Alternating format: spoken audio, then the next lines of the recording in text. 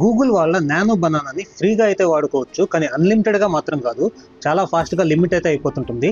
కానీ అన్లిమిటెడ్గా ఫ్రీగా ఎలా వాడుకోవచ్చో ఒకసారి చూపిస్తాను చూడండి. ముందుగా మన టెక్టెక్వి ఛానల్కి అయితే సబ్స్క్రైబ్ చేసుకోండి. దానికోసం న్యూ ఇన్కాగ్నిటో విండో ఓపెన్ చేసుకోండి. LM Arena అని టైప్ చేయండి. వెబ్సైట్ ఓపెన్ అయిన తర్వాత మనం కొన్ని ఆప్షన్స్ అయితే చేంజ్ చేసుకోవాల్సి ఉంటుంది.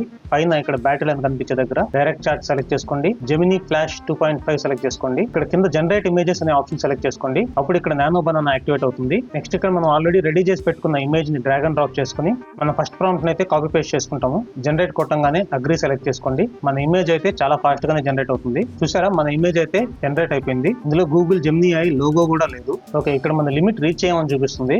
సో లిమిట్ రీచ్ అయిపోతే ఏం చేయాలంటే కొత్త న్యూ ఇన్కాగ్నిటో ఓపెన్ చేసుకుని LM Arena అని టైప్ చేసి మళ్ళీ ఇక్కడ నుంచి ఫ్రెష్ గా కంటిన్యూ చేసుకోవచ్చు.